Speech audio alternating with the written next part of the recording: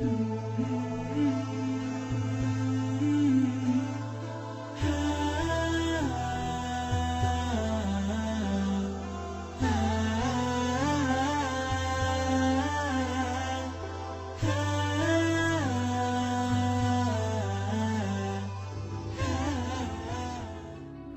datang kembali di channel Master Military. Apa yang kalian pikir jika mendengar nama Cina? Peniru? Ya, kata tersebut adalah kata yang hampir identik dengan ranah teknologi Cina selama dekade terakhir. Dan meskipun era meniru secara terang-terangan di Cina sudah lama terjadi, model meniru masih sangat lazim terjadi di negara ini sampai sekarang. Tapi jika kita amati secara seksama, Cina kini semakin berubah ke arah yang lebih mengesankan. Ekonomi Cina juga mengalami pertumbuhan yang sangat pesat, bahkan diprediksi bakal mengalahkan Amerika di tahun 2030 mendatang. Nah, sebelum melanjutkan video ini, bagi kalian yang belum subscribe ke channel ini, jangan lupa untuk tekan tombol subscribe dan juga tombol loncengnya agar tidak ketinggalan video terbaru dari kami. Perkembangan teknologi Cina saat ini memang terus menggeliat. Nama Tencent, Baidu, Alibaba, Huawei, Xiaomi, dan perusahaan teknologi lain juga tengah menggempur setiap negara di dunia. Bahkan Huawei harus merasakan dampak dari sanksi yang diterapkan oleh Amerika yang konon kabarnya untuk membatasi perkembangan teknologi 5G yang dimiliki oleh mereka. Di bidang otomotif, meski masih kalah dengan Jepang maupun Eropa, namun Cina tetap bersaing keras. Dan beberapa pabrikan otomotif juga ada yang telah diakuisisi oleh Cina. Jika kita melihat ke belakang, produk Cina yang dulunya dianggap sebelah mata, di era ini sedikit demi sedikit telah mengambil hati banyak orang. Selain harganya murah, Cina juga selalu mengerti akan kemauan pasar.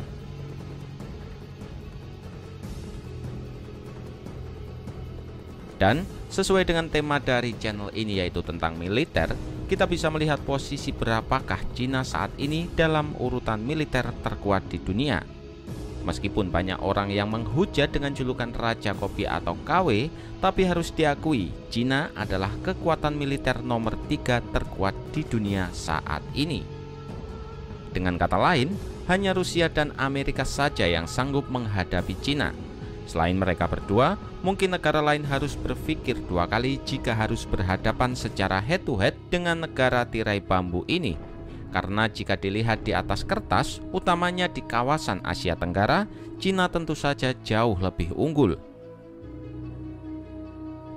Lalu, apakah mungkin Cina mengungguli Amerika sebagai negara terkuat dalam urusan militer? Tentunya tidak ada yang tidak mungkin di dunia ini. Hanya saja, Cina mungkin akan membutuhkan waktu yang panjang dan juga usaha yang lebih keras untuk bisa menjadi yang nomor 1. Salah satu senjata yang ditakuti dan disegani oleh negara lain adalah ICBM atau Intercontinental Ballistic Missile atau rudal antar benua yang tentunya juga dimiliki oleh Rusia maupun Amerika. Dan tentu saja sebagai negara dengan kekuatan militer nomor 3 di dunia, Cina pasti tak ketinggalan. Sehingga jangan anggap remeh negara ini, karena jika ICBM mereka ditembakkan, percayalah senjata semacam ini tidak akan mampu menghentikan.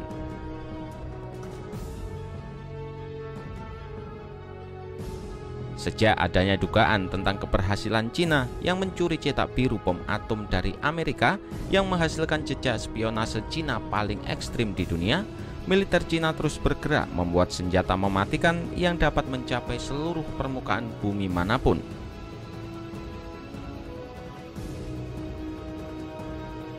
Salah satunya adalah rudal balistik Dongfeng 21 atau DF-21D yang dijuluki sebagai carrier killer atau pembunuh kapal induk, dan juga terdapat rudal DF-26 yang dijuluki sebagai misil Guam killer atau pembunuh Guam. Guam sendiri adalah wilayah yang ada di Pasifik yang menjadi rumah bagi pangkalan militer Amerika Serikat, dan beberapa waktu lalu militer Amerika malah menarik semua bomber yang sudah mendiami Guam selama 16 tahun. Dan nampaknya ada strategi baru yang digunakan oleh Amerika terkait pesawat bombernya. Dalam parade militer yang digelar Cina pada tahun lalu, negeri pandai itu kembali mengeluarkan series Dongfeng yang lebih menakutkan. Jika sebelumnya terdapat rudal DF-21D dan DF-26, maka terdapat versi baru yang jauh lebih sangar secara tampilan, yaitu Dongfeng 41 atau DF-41. Dan tentunya ini menjadi salah satu ICBM paling mematikan di dunia yang dibuat oleh Cina. DF-41 adalah sebuah rudal yang ditempatkan pada kendaraan peluncur yang mirip seperti konsep ICBM Mobile Root Rusia seperti Topol M dan juga Yars, sehingga memberikan keunggulan tersendiri dalam penempatannya yang tidak terbatas pada satu tempat saja. ICBM DF-41 dibangun sejak tahun 1986, kemudian peluncuran uji coba pertama dilakukan pada tahun 2013 dan terus mengalami pengujian hingga 7 kali sampai tahun 2017. Dan 2 tahun berselang atau tepatnya pada tanggal 1 Oktober 2019, DF-41 untuk pertama kalinya ditampilkan ke publik pada parade peringatan ke-70 tahun Tiongkok.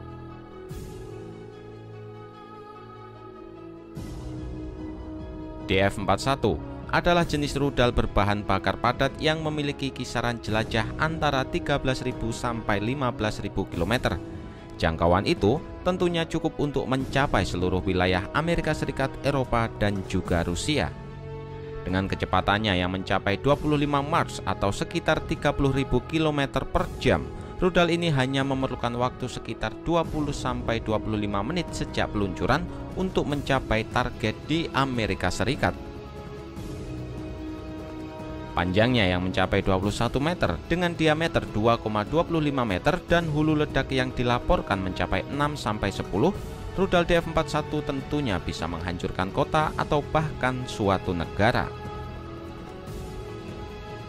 Rudal buatan Cina ini memiliki sistem pemandu internal dengan navigasi satelit Beidou asli buatan Tiongkok yang memiliki tingkat akurasi kesalahan hingga 150 meter. Salah satu keunggulan yang dimiliki DF-41 adalah tentang mobilitasnya, karena ia dipasang pada sasis beroda khusus Taihan HTF5980 dengan konfigurasi 16x16, yang mana ia memiliki tingkat mobilitas yang tinggi. Namun yang menarik, ternyata Cina memperoleh sejumlah teknologi dari kendaraan sasis khusus itu dari perusahaan MZKT Belarusia. Usaha patungan antara Tiongkok dan Belarusia bahkan didirikan untuk memproduksi sasis beroda khusus tersebut di Cina. Selain itu, Cina dengan cepat menjadi negara kedua setelah Belarus yang mampu merancang dan memproduksi kendaraan peluncur untuk rudal antar benua kelas berat. Mirisnya, Rusia yang secara historis menggunakan ICBM Mobile Root ternyata tidak memiliki teknologi dan keahlian ini dan harus mendapatkan kendaraan itu dari Belarus. Dengan dipasang di atas sasis beroda, sejumlah ICBM Mobile Cina nantinya bisa disimpan di sebuah terowongan khusus, sehingga rudal terlindungi dengan baik. Dan jika dibutuhkan, peluncur mobile tersebut akan meninggalkan terowongan dan menembakkan rudal mereka dari posisi sasaran yang paling dekat. Selain itu, kendaraan peluncur dapat meninggalkan pangkalan dan beroperasi tanpa terdeteksi di daerah terpencil. Otonomi mereka memungkinkan kendaraan itu untuk beroperasi di daerah yang setara dengan negara Eropa kecil. Jadi bisa ditarik kesimpulan jika rudal Cina yang bisa bergerak biasanya lebih sulit untuk dicegat dan dihancurkan daripada rudal stasioner berbasis silo.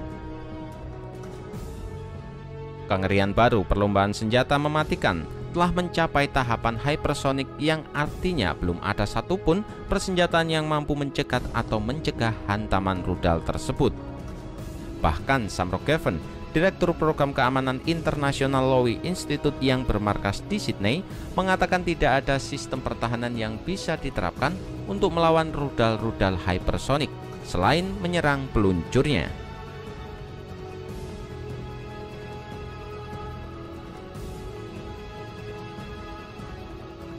Bagi kalian yang menyukai video ini, jangan lupa untuk tekan tombol like, share, dan juga subscribe.